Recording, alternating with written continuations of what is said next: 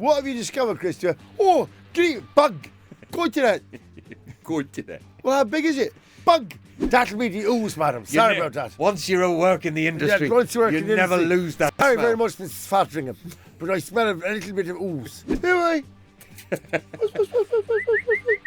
Puss. If human beings weren't meant to eat animals, how come they're made of meat? Brilliant. So good. That's so good. Welcome to episode 29 of Bloomin Legends. I'm Johnny Vaughan. This is Gavin Woods. You right there, Gav? Yeah, good. How are you? Bloomin Legends with Johnny Vaughan and Gavin Woods. That's right. So it's right that the two of us We should both be here, shouldn't we? Yeah. Loads of people wrote in last week to say, could you swap seats? Because it's Johnny Vaughan and Gavin Woods. And we've thrown them a bit, haven't we? Yeah. We're not sat next to our names. I do notice, and if you notice in this episode, I'm going to be a little bit more front on. I'm going to talk to Gavin like this and cheat it. You see, that's the thing, Gav, when I'm not actually looking at you. No. The reason I'm doing this is because I'm really annoyed with this shot, where I get this great big double chin and it looks like I've got this enormous belly, whereas you're just straight on, always really nicely. And it's just starting to cheese me they've off. jabbered you in the They jaw really area. They've have. given you the jab of the No, it's hut just look. really annoying. And I look at you and you're always straight into camera. And just I'm not like, straight on. I'm quite side on No, here. you're not as side on as me. I'm like a stamp. Seriously, You I'm like are.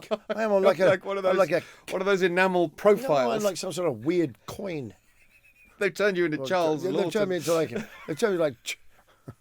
Anyway, Gavin. Yes. I tell you what is quite weird. What? I was looking at the death mask of Napoleon the other day. Oh, yes. I don't know if you spend your time going through. I have seen it and in my life at some point. Which is Woody Harrelson. It really does. It looks just like Woody Harrelson. I don't know if you can get it up now. Yeah. But please do send in your Unlikely lookalikes from unlikely Death lookalikes. Mask. Well, I'll tell you another one. Julius Caesar and cyclist Chris Froome. Same guy. Really? Same guy. Thomas Jefferson and Roy Keane. There's Yes. a painting I've seen of Thomas Jefferson. He looks a lot like Roy Christopher Keane. Columbus, Yeah. and any aging Scottish cleaner. It's crazy. He just looks like a Scottish cleaning woman. He really does. Or Jockey Wilson. No, but it really changes history. If you imagine, if you look at Jockey Wilson, Yeah. because they're saying that Christopher Columbus was in fact Scottish. Right.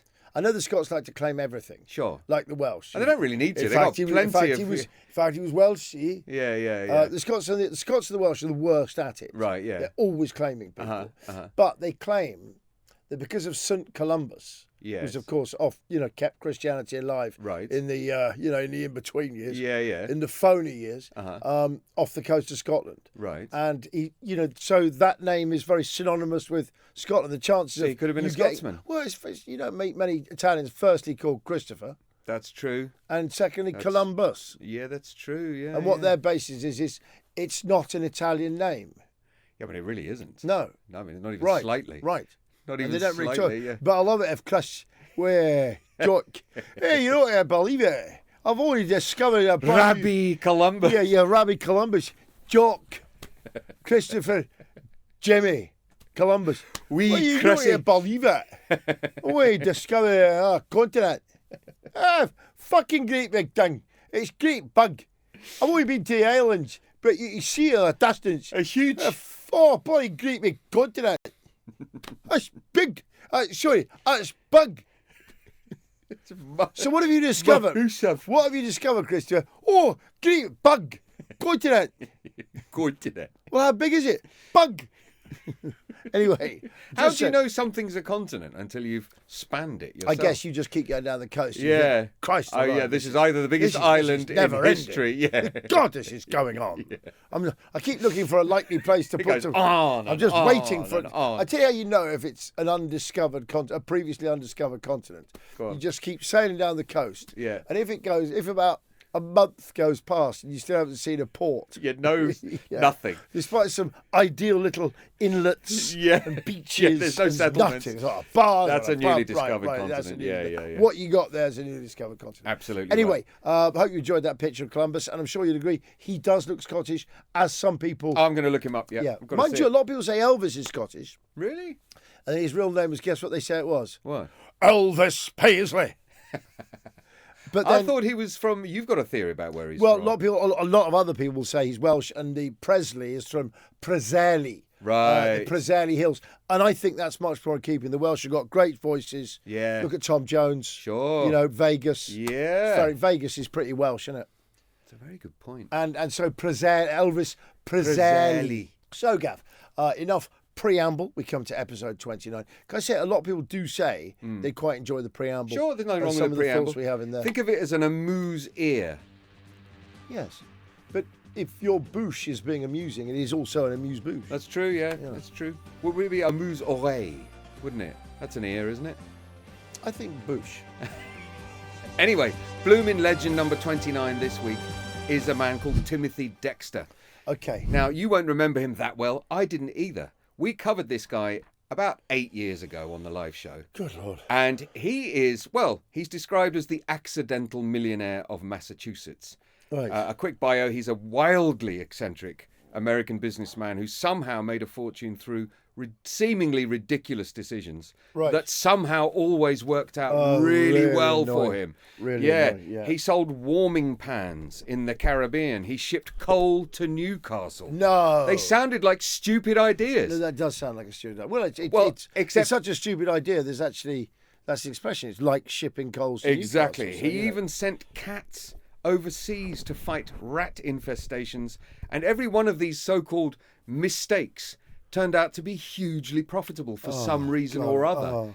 It's amazing. Anyway, no, do you know something though? No, but wait. So this is the debate. I'm sort of like, I'm the opposite of that. You've got the Sidam touch. Right. The opposite of the Midas. Yes, the I really Sadim have. touch. Yeah. The opposite of the Midas touch. Like to go in with a mate of mine. Oh, no, I know about that. $5,000. No, I worked it out once. It's a lot of money you lost there. $5,000 to be equal, one of the third partners in what became a huge in what company. became what became Carphone Warehouse, and you sort of find out people and they made billions. Do you know what? You would have never needed another penny. Here's another one for you. In your life. Here's another one for you. Yeah. Did all the voiceovers. For Film Unlimited. Yeah. Which the people who sent films. I remember they sent them to you in the post. Yeah, the thing that became Netflix. Yeah, it's the same company. Yeah, isn't and I carried on. Actually, I never went. They owe me shares. Oh, and they were going to give you a piece for doing the voiceovers. I was going to get 25% for doing all the publicities. That's what it was about. I was doing the Big Breakfast at the time. Wow. 25% in exchange for doing all the voiceovers, all the publicity. So I started. I just never could be asked to sort of finish it. But I never signed the thing. But I could have owned 25% of Netflix. My God. God, imagine that. And that's before we even get to the property, the watches, the car, just things. All I've had the opportunity just to buy off people. Yeah. What have I got? A flat in Clapham. I know. Amazing. Let this be a cautionary tale. Still, I'll tell you something, like, Gav. I've got some smashing kids. I wouldn't do anything different. But I've got some smashing kids. I wouldn't do anything different apart from those things. Yeah. Anyway, a quick bio on Timothy Dexter. As I said, a wildly eccentric American businessman, somehow made a fortune through ridiculous decisions. Every mistake he made seemed to be profitable somehow. He was born in 1747, so what's that? 30 years before independence. Yeah. In a place called Malden in Massachusetts.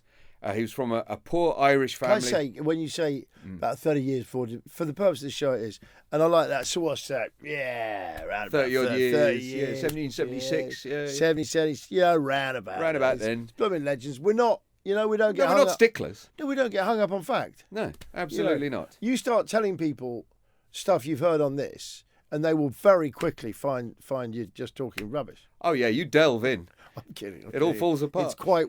It's moderately well researched. It is, yeah. It's moderate, but don't. And what I'm saying is, if you've heard it on this, don't then, if someone argues with you, make a bet. No, don't do any bets. Say, all right, then I bet you. I bet you because I heard it on a podcast. Don't. Trust but verify. Like any journalist's motto. Welcome to Bloomin Legends. Trust but verify. Absolutely right. Yeah.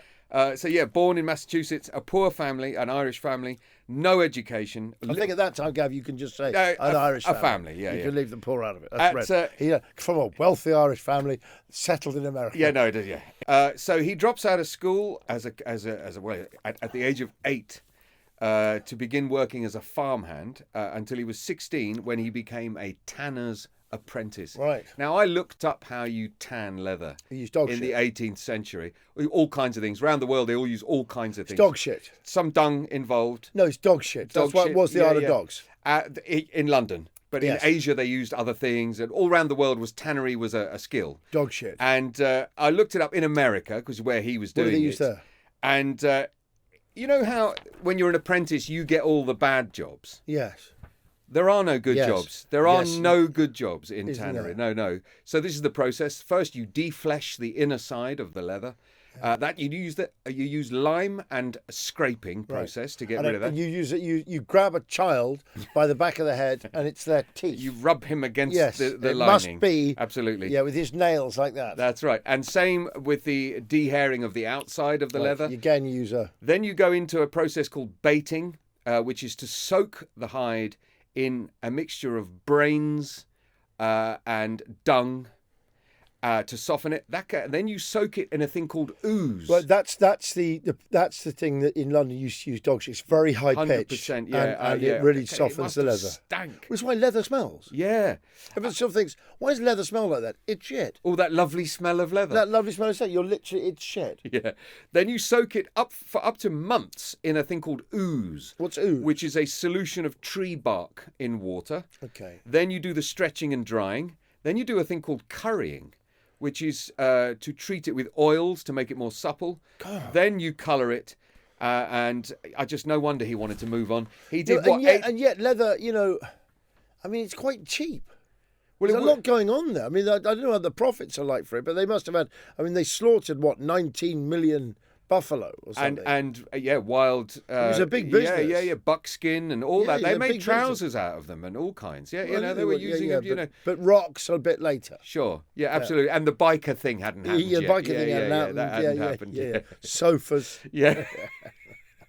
Slip-on Italian loafers. But sofas. That hadn't happened yet. Sofas. That's right. Yeah. Yeah.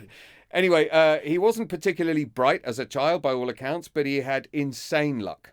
And his first bit of luck. He's like Forrest Gump. Well, it kind of is. No, that just sounds like he Forrest kind Gump. of is. Yeah, in 1769, so he's 22. He marries a wealthy woman. So Who's he marry? he moves to Newburyport in Massachusetts and marries a woman called Elizabeth Frothingham, a wealthy widow, and that instantly boosts his status. Oh, but the thing is where he moves there with her, to find a wealthy widow. locals sneer because he's an arriviste, isn't he? Childless wealthy widow.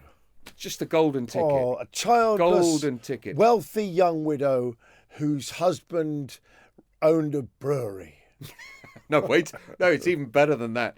So Timothy Dexter, he gets sneered at because he's obviously being accused of just marrying into the money where he moves to. Yeah. He's been called a social climber and all that. Yeah. He doesn't care. He buys a mansion. How did he meet her? So apparently, She must have already been used to. she's widowed, and her former husband was also in the leather game. Oh, so she was used to the so smell. she's got a thing for guys in leather. Yeah. Basically, Does she like the smell of leather? she does. Yeah. He's a tanner. He's a tanner. He smells of shit. brains and poo. Brains and poo and ooze. And ooze. Yes. Christ. That'll be the ooze, madam. Sorry about that. Once you're at work in the industry, once you work you in the never industry. lose that Sorry smell. very much, Miss Fotheringham, but I smell a little bit of ooze. Sorry, I've still got a bit of shit under my fingers. And That'll be the ooze. Is that the awful smell? No, that's the smell of the ooze. It'll cover up the smell of the shite. It's the smell of hard work. Yeah. Anyway, It's the smell of hard work. So it is. Do you like the smell of that ooze? a real man smells of the ooze. Smells of shite and ooze. And meat. Shite and brains. Yes, shite, brains, and meat. But you know how perfume, when you make perfume, it's got something that smells bad in it sometimes. Always do. So I haven't made it. There might be the roots of that in there. Yeah, it could be. somewhere. Yeah, like whale vomit. Yeah, stuff there's like always that. been a whale poo or That'll something. be the whale vomit. Whale nostril. Yeah, or something like that. No, it is whale vomit. Is in all perfume. It is. That stuff's really valuable. Really as well. If you expensive, yeah. find it, You can grist find or something it's called. globules of it on the beach. You can, it's like look at it. Occasionally, you get the picture of the paper of some kid holding up a sort of globule like that. It says that's worth like 8 million A house, quid. yeah. That's Chanel sorted till 2052. Hermes have come in. Yeah. Right.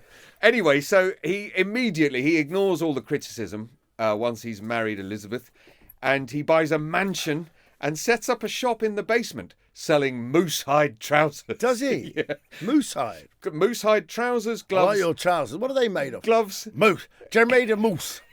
That's my moose trousers. Gloves, hides, Yeah. and whale blubber. Did he? And no, but also there's no fridges in this house. Yeah. So he's got a basement full of blubber. No, blubber's fine though. Blubber's oil. Doesn't it keeps, stink? Keeps forever. Oh, Blubber it's was a fat, real isn't commodity. it? It's a real Yes, of commodity. course. Remember Yeah, they used to yeah, make candles, the oil for candles. Whale blubber's like a huge thing. That's why there's very few whales left even today. But what I really love is he's set up shop at home. Yeah. Even though it's a mansion. Yeah. He hasn't bought bought a store in town. Yeah, but as soon as he's married her, he's bought a mansion. Straight away. I'm in charge now. No. I'm in charge. And that's my money. And I'm going to put, Anyway. and I'll tell you what I'm going to do with my mansion, what I've bought with your money. I'm going to fill the cellar full of whale blubber. And moose trousers. Trust And trousers. trust me. And trust me, trousers made of moose. They'll be all the rage. Gav. But he wasn't wrong though. There This was is a the moose weird thing. loose about his hoose. There really Yeah, was. There were loads yeah, of loads mooses. loads Yeah. Moose. It was literally a Is moose it hoose. mooses? It was a moose hoose. Is it mooses? Or is Is it meese? Moose. Meese. No, is it one of those Several ones meese. that's plural as well? It must We be. saw several moose. Well, they do that with the big five in Africa, don't they? I saw Lion. I saw several lions. Lion. in the yeah, bush. it is. Yeah, Like, yeah. not lions. Zebra. Lion. Yeah. It You is. find lion. No, we saw several elephant. Yeah, there's then herds of elephant. Oh no, because that's herds of elephant. Yeah. No, we saw more Well, than... we saw a load of elephant. That's no, they Yes, always I do. think They yours did always that. do. Yeah, definitely. Anyway, in the 70s, 1770s into the 1780s, it was right during independence. He's hated now by his neighbours because he's got a mansion full of moose. It stinks. And he's Imagine that, because it'd be in a nice area, Yeah. probably quite arid. and he's a coarse character Yeah, anyway. yeah, he's yeah, not right. been educated. Carfield. He's a ledger man. And he wanted to be on a level with them, so he applied to be on the town board. So they hated him so much, they made him informer of the deer. So that was his job, was to let anyone know if deer had been spotted in the Right. town. Oh, why? Because of ticks. Well, whatever. But the thing is there hadn't been any deer. Did they know about Lyme's disease? They and must stuff? have, yeah. No, I would have thought they did. That's one of those ones where it's a mystery. Yeah, We don't know why for, everyone's for getting 300 ill. years. We don't know why everyone's getting ill. Yeah, like cholera in Yes. London that time. And every yeah. time you get one of these little bites, though, straight away we cover it with rat's piss. That's right. You know. And show it to the North Star. And then it's fine. Yeah. And then you get ill 2 years later. Yeah. But no, there hadn't been any deer in town. They were just taking the piss out of him. It was just a fake job. Okay. So he was satisfied with the position because he was on the board. I bet he was. He didn't realise they were taking the piss. But have you ever been given a fake job as an apprentice? Have you ever been given a fool's errand? Yes, I've been given several fools. Have you? Yeah, I have. Well, yeah. like the tartan paint or the no, the long not like waiter, all not that. like that. No. I haven't. heard of one. I used to work in a kitchen. I didn't see anyone being given this task, but I heard of one that my friend, who was the head chef, had been given this task. He'd been asked to chop flour. So the chef had put some flour on a chopping board, and he'd hidden some blue food colouring in the centre. Yes. And he'd been told, chop it, but go really fast. I Yeah. want it finer. But don't let it turn blue. So you've got to go really fast. Yes. Obviously, it goes blue because Yes. you uncover. And also, you're chopping flour. Yeah, I used to work in a kitchens Yeah. in jail. Yeah. With this guy called Wilf, Uh-huh. and I don't know if this counts as fool's errand. Yeah. But he was in the work the coppers. Yeah. And with his friend, and they put acid in there. What? Does Wow. that count? I think that's a very modern task. Does that count? I though? don't think Is that tasks. Okay, that's a I bit don't think that different. That's a bit counts. different. Okay, sorry. So anyway, during the That's a bit different. That one. during the American Revolution, Sorry, Wilf. during the American Revolution, his rich now peers, as a gesture, bought what was called continental currency. So, the rebel states that wanted to form the new country, America, had up to then used Spanish and English currency. Yes. And they wanted their own. So because the states had no real rules about how much currency they could print, Right. they printed way too much. Yeah. And they did I it would. really Imagine quickly. There's no rules about printing Right, money. right. And so, but it immediately became more and more worthless because no one believed in it. Yeah, They just thought, let's stick to the Spanish stuff. We know what it's worth. So every state had its own dollars. Yeah, they were just printing them. Right. And he was told that all the rich people were buying it, but then they just suddenly realised they'd lost so much money and they were getting rid. He bought... He was eager to look good, so he bought loads of it. He bought it up with every penny he had. Right. And he held on to it. And then after the war, the government made good on all of it. So he instantly became one of the richest people in America. So it's Bitcoin, isn't it? It is. Exactly. It's exactly like it's Bitcoin. Instantly leveling up. It's like lots and lots of different Bitcoins, and suddenly you bought one of those ones that everyone thought was, I don't know, it's called like Magna coin. Right. Or Bloomin coin. Right. Yeah. Right. Legend coin. Bloomin coin. Right. And say we started that, and then just after the war, the government said, no, we'll stand by. We'll honour every dollar, yeah. They invested in Bloomin coin. I know. Have you seen it today? Woo! Right. And then suddenly, boom. Right. It's exactly the same, isn't it? It's amazing. Anyway, that alone made him one of the richest people in America at the time. In the 1790s, he started... We'll call that his first Bloomin' Legend moment. Yes. It looked like he was headed to be a fool, and he made everyone fools. Yes. He just held on. No, but just by being sort of... by falling for a craze and actually just being lucky and with just it. keeping but it. again, it's Forrest. This is who Forrest Gump must have No, been it based really on. is. There's the This is shrimp company. Well, wait till you hear what else he did. Apple. Absolutely. Nike, Yeah. So I'd call that his first Bloomin' Legend moment. But anyway, this is now when he starts doing moment after moment. So into the 1790s, he starts his business ventures because he starts trading. So he's now got loads of cash. He's got loads of money. And he's loads of cash, moose trousers, loads of currency. He's just cash rich. Basement full of whale blubber. And moose. Gav, he's laughing. Yeah, what else would you want? What else do you want? Well, he wasn't happy. His neighbours again tried to bankrupt him. They'd give him stupid tip-offs to try and get him to lose money in investments. Why did they want to get rid of him? Because they hated people who just rose up into it without any effort. Snobs, yes, They were just exactly. Even though half of them had inherited. It's very much like we see today in Cobham. In Surrey. Very similar. Very similar to Cobham. I was there not 2 days ago, John. It's very similar Absolutely to Cobham, right. He almost deserves a Bloomin' Legend moment for every single one of his business ventures. Right. Here we go. He gets convinced to buy and send warming bedpans to the Caribbean, where it's never cold. So when they arrive, his captain somehow manages to convince the planters to use them as molasses ladles. And they prove to be way better than whatever they're using before. And they sell out instantly. Yeah, right. They sell out instantly. Yeah. So he's selling warming bedpans to a country that's got no cold and nights. And it actually is just great for ladling sugar. But they probably had big wooden ones that were heavy before or whatever. Fantastic, His ones are small and metal. Next one. What a guy. His next investment comes when a jealous neighbour suggests, why don't you buy some coal and send it to Newcastle? Literally as a wind-up. Yeah. Just as he sends it, there's a coal miners' strike in Newcastle. He makes a fortune as it arrives because it's the only coal I didn't available. know miners were striking back then because there was no I didn't know that either. What year is that? This is in the 1790s. Okay, yeah. You've got your sort of... I'm thinking, was there a war then? Was there anything going on? There might have been, yeah. We're eight... Jacobites. Yeah, there might have been something there. Oh, no, there wouldn't be particularly, but go on. Next up, he invests in gloves. He's told to send. Why don't you send some gloves to Polynesia? Do you imagine them all laughing? No, but wait. Gloves to Polynesia. It's boiling hot in Polynesia, right?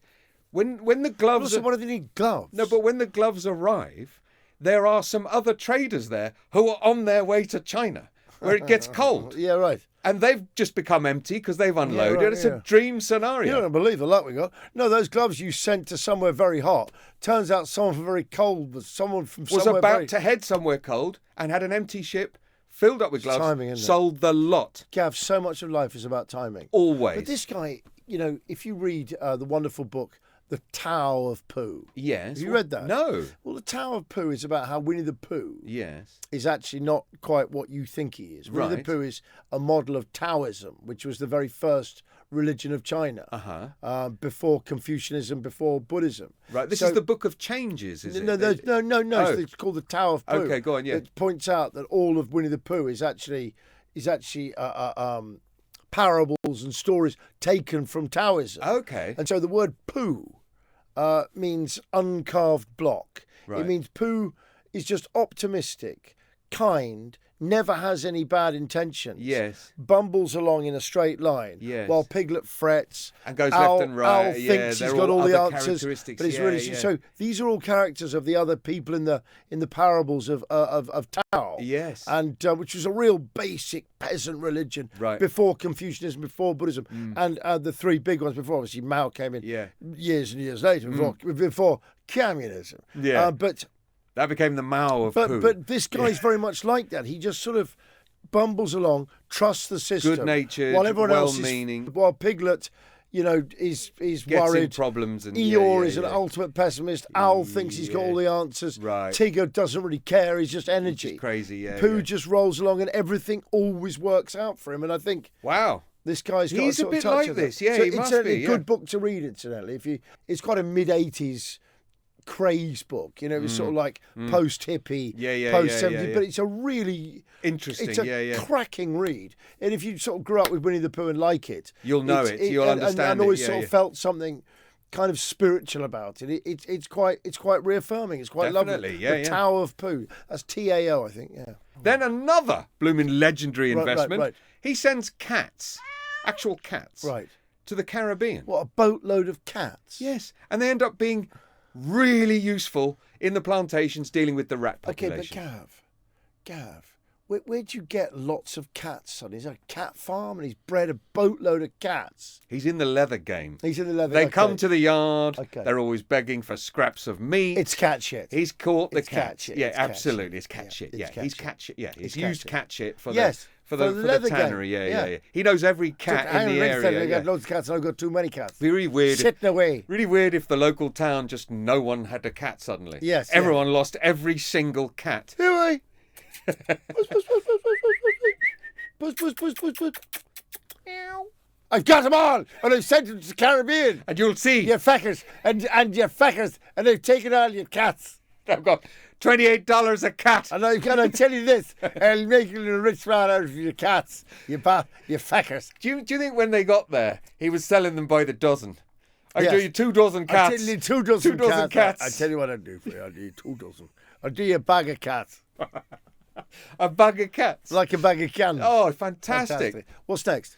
So the next thing he did, he started hoarding whale bones, which had been left by the whalers, just before they started being used in dressmaking. Yes. Just before. Oh, and he had a right. huge stock of them. Right, because where does he live? Well, he's living in America. Whereabouts? Massachusetts. Okay, Massachusetts. He's in Massachusetts. So yeah. he's very near a whale country. So Wales, Absolutely, Wales yeah. are coming from like Montauk, Right. and particularly Yeah, from yeah. Newfoundland. Off the main coast. Yeah, Newfoundland was the sort of big area for it. And the So- whole trade, Right, and all of it. Yeah, right. yeah. And he's got, New York, Boston, all the big cities are growing up now, and they've got dressmakers and But fashion he must and have all been this. persuading them to bring whalebone back because whalebone and everything was dumped by whalers. Yeah.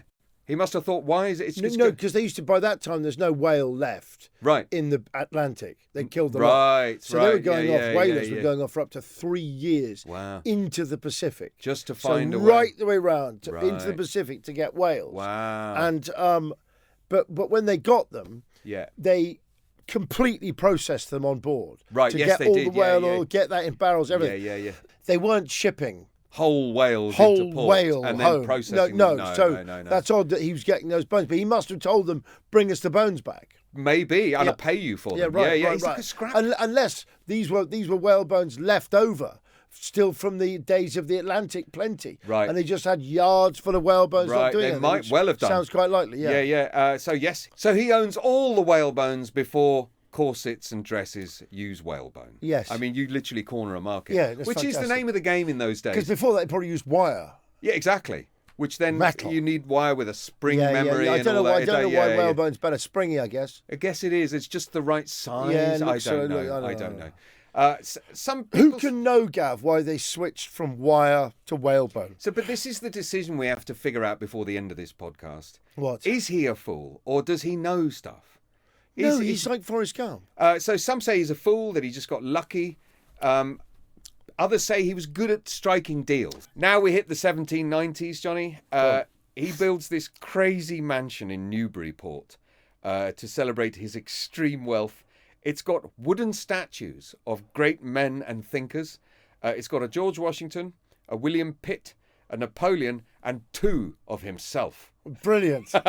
So good. That's so good. Would you have a statue of yourself if you had Definitely. fabulous wealth? Well, I did an advert once years ago for a leading brand of cider. Yes. And in it, they had me as a landed man. Yes. And so they faked up this amazing oil painting. Oh, did they? Of just me with my shoes being polished by...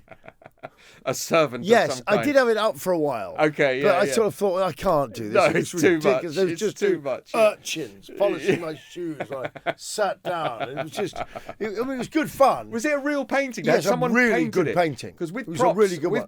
it's surprising how often it's just the real thing. Yes. Like they've actually got a Savile Row suit made for that actor. Yeah. No, it's fantastic. Yeah, Amazing. Anyway, so he's got these statues. One's got the inscription, "I am the first in the East, the first in the West, and the greatest philosopher in the Western world." Now, he's obviously, everything's gone right for him. Yeah. So he must think he's a genius. I'm the first in it. What is it again? I am the forest in the East, forest in the West, and the greatest philosopher in the Western world. That's fantastic. It's a great saying. Yeah. I mean, it's a good motto. Yeah. Quite a flex, though. It's a a massive great flex. and he's also obviously rubbing it in the locals' Yes, faces. yeah. No, he's like, you've tried to bankrupt me 4 times with Yeah. these stupid schemes. Yes. I keep getting richer. Right, it's just great karma. He he's can't got. lose. He's just got great karma. He really It's has. He must have had a real pure heart. Absolutely brilliant. If you had a statue, what quote would you go with? Well, on my own. On my own so quote. you've got your estate. There's a statue of you. What are you putting underneath there? If human beings weren't meant to eat animals, how come they're made of meat? I always laugh at the phrase "meat and drink" Meat and drink. because it should be food and drink. Yes, Could be yeah, anything. yeah. Bread's nice. People Yes. like bread. Yes. But obviously, meat is for the wealthy when it was a phrase. Right. It's meat and drink. Yeah, meat and drink. And it's just, but Yeah. then I always picture someone just eating a load of meat Yeah. and having a load of beer. Yeah. Meat And drink, beer. yes. It's not a balanced Yeah, it's not meal. meat and drink. It's Yeah, just yeah, a right, leg yeah, of yeah, mutton yeah. and 5 pints. Yeah, it's like just swap meat. yeah, right, it yeah. really is. Yeah. So then, and this is probably my favourite moment of his life. Is this a blooming legendary moment? For me, it is, yes. Okay. Although it's widely ridiculed. Okay. Not like his business decisions, which are Right. fully respected. What's the book called? The book is called A Pickle for the Knowing Ones. Does it sell millions? No. Oh, right. Okay. No, it doesn't. Okay, for once It's literally written by him, Yeah. self-published. A pickle for Right. the knowing one. It's got 0 punctuation. 0. It's It's just unpunctuated. And it's- I didn't bother with it. it's- It just slows down your eyes. it's just him bitching about things, people, Right. and things he didn't like. Full stops. They just slow down your eyes. No, but it's so funny. He gets criticised publicly for this, Yeah. for not having no punctuation. Right. So his next edition, he publishes at the end of the book a page of punctuation, Genius. and then he says, "Season the passages as you like, As you see fit." salt and pepper as you That's see fantastic. fit." So funny. That's so funny. hilarious. He criticises the clergy, his wife, politicians. He signs every chapter as if it's like a letter from him. He said Timothy Dexter. So I've been asked to find a passage. Yeah, go on. I found the introduction. Is this punctuated? No. No. Well, you see if you can read this. See if you can make sense of any of it. To mankind at large, the time has come at last, the great day of reckoning. What is that? Why, I will tell you, thou's 3 kings is raised. Raised, you mean, you should know. Raised on the first royal arch in the world, almost not quite, but very high upon, so they are good mark. To be seen to the woman's lick, to see the fount of all people loves to see them. As the Quakers will come and people slowly and feel glad and say who and do and Finn Father George Washington is the centred King Adams is at the right hand, the present king at the left hand, Father George with his hat on the other hats of the middle king and with his sword and with Adams his cane in a brown poster, altitude turning his face towards the first king as if it was on some politics king or present king. He's that no, it's drivel. Utter, literally drivel. A stream of consciousness of total nonsense and Quakers will come and people slowly and feel glad and say the hard unified St. George Washington Central King Adams, right hand present, get down and tell you death. it makes no sense. It makes no sense.